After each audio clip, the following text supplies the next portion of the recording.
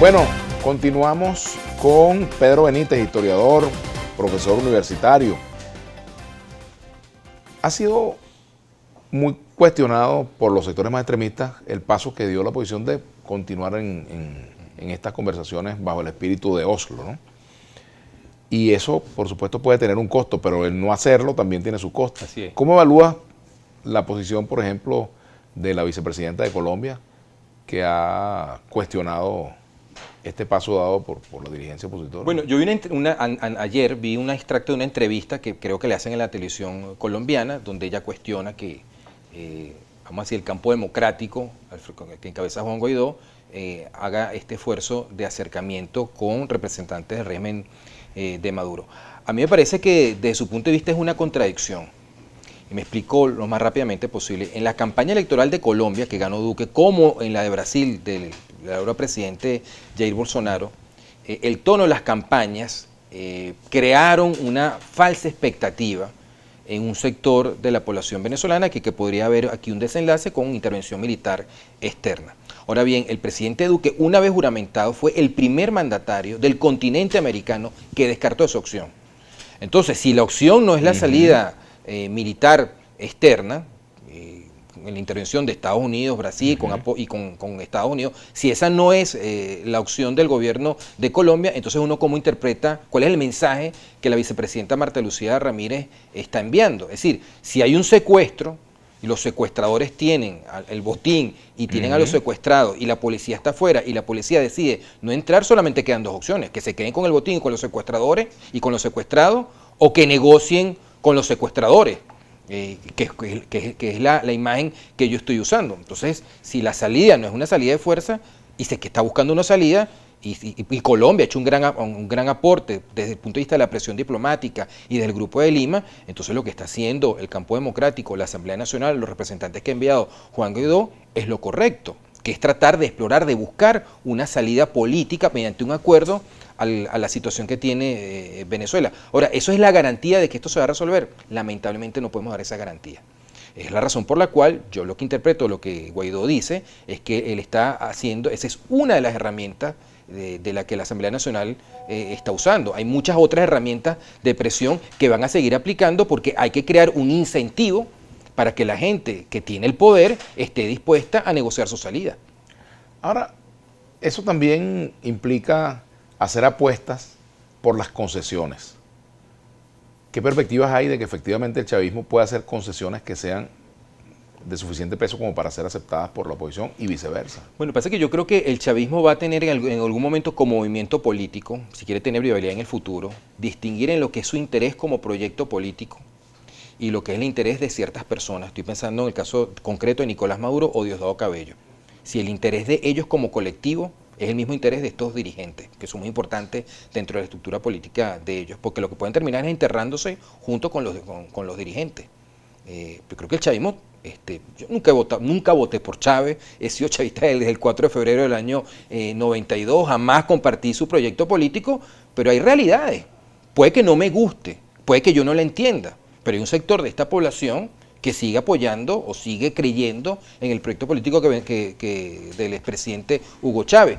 ¿Qué vamos a hacer con ese sector de la población una vez que el cuadro de poder en Venezuela cambie? ¿Se le va a perseguir? ¿Se le va a execrar? ¿Se le va a pedir que se vaya de Venezuela? Van a seguir existiendo. Es decir, así como el chavismo no pudo acabar con la oposición durante 20 años, cuando esta oposición llega al poder, tampoco va a poder acabar con esa realidad política, porque somos venezolanos, estamos ahí. Entonces vamos a tener que buscar un mecanismo para entendernos. Por supuesto que para el chavismo, cuya naturaleza ha sido la confrontación, esto es un un trago muy amargo de tomar, porque lo que se nos ha dicho durante estos 20 años es que la causa de los problemas son los otros venezolanos. Aquí permanentemente se ataca a los otros venezolanos y no se ha atacado los problemas. Bueno, hemos llegado ya a este nivel de destrucción nacional donde hay que dejar de atacar a los otros venezolanos y ver cómo atacamos los problemas, pues si no, de esto no vamos a salir nunca.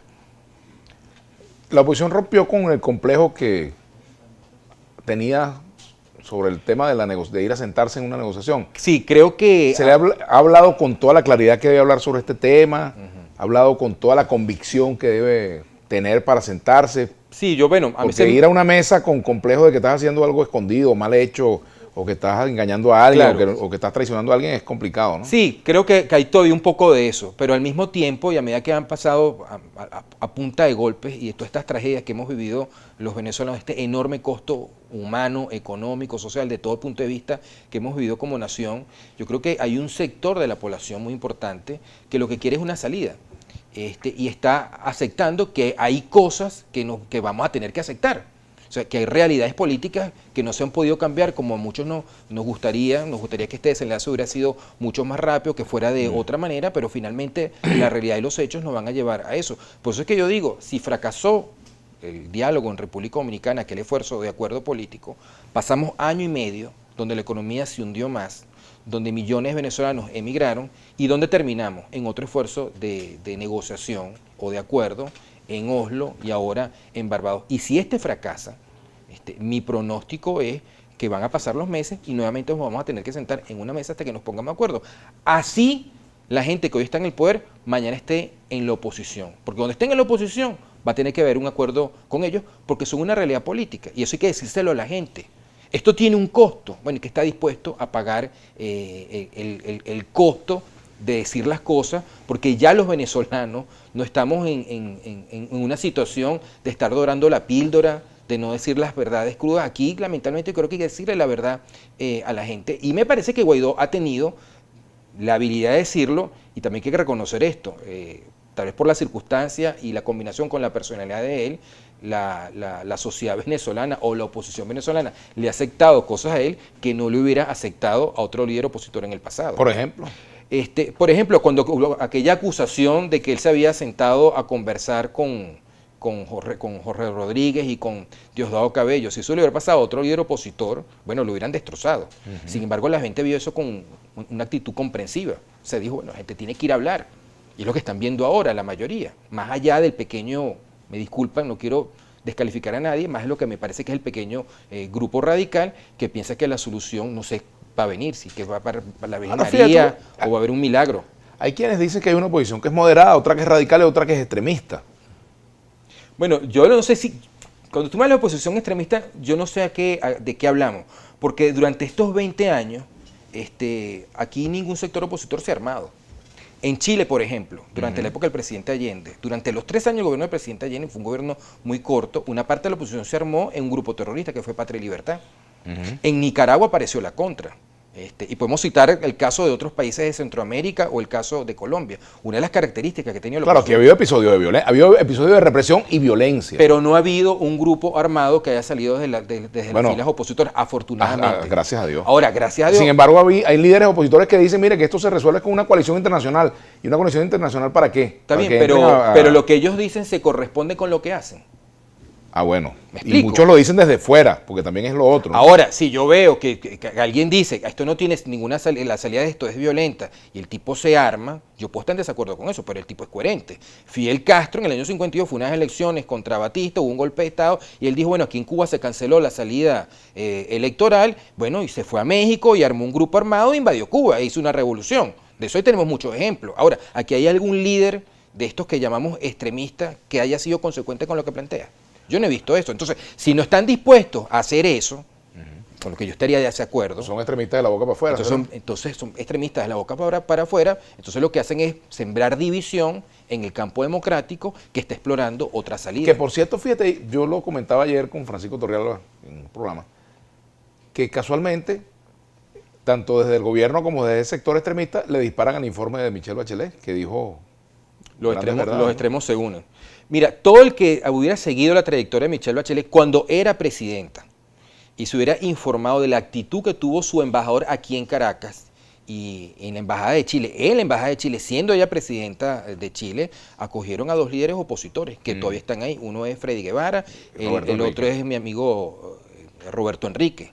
Y el embajador chileno de Bachelet fue una persona que fue muy consecuente con el esfuerzo, con la lucha democrática en Venezuela y concretamente en Caracas. Y el que hubiera leído el informe de marzo pasado no tenía que sorprenderse por lo que ella acaba de decir. Técnica. Ahora bien, que ella no es Bolsonaro, que ella no es Duque, que ella no es una radical antichavista. No lo es, porque obviamente es una mujer que tiene una sensibilidad cercana a la izquierda por su trayectoria, por sus gobiernos, por los gobiernos en los que participó, por lo que pasó con su papá, pero a mí me parece que esta es una victoria política gigantesca para la lucha democrática en Venezuela, que un informe de Naciones Unidas, hay que recordar esto, Vladimir, a diferencia de la OEA, la mayoría de las naciones que están sentadas en la Organización de Naciones Unidas no son países democráticos, no son gobiernos electos democráticamente. O sea, la mayoría de los gobiernos del mundo no son democracias, son dictaduras, son autocracias, es China, Arabia Saudita, es Rusia, y sin embargo,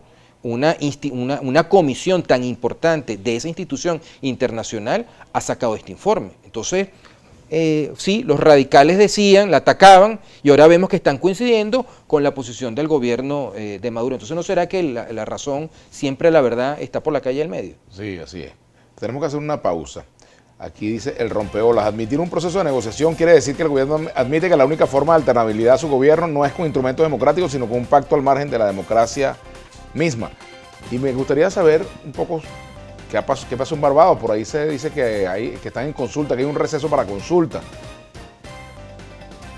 ¿Hasta dónde se debe informar o no cuando hay una negociación? Ese es otro punto. Vamos a hacer la pausa y ya venimos con Pedro Benítez a la 1.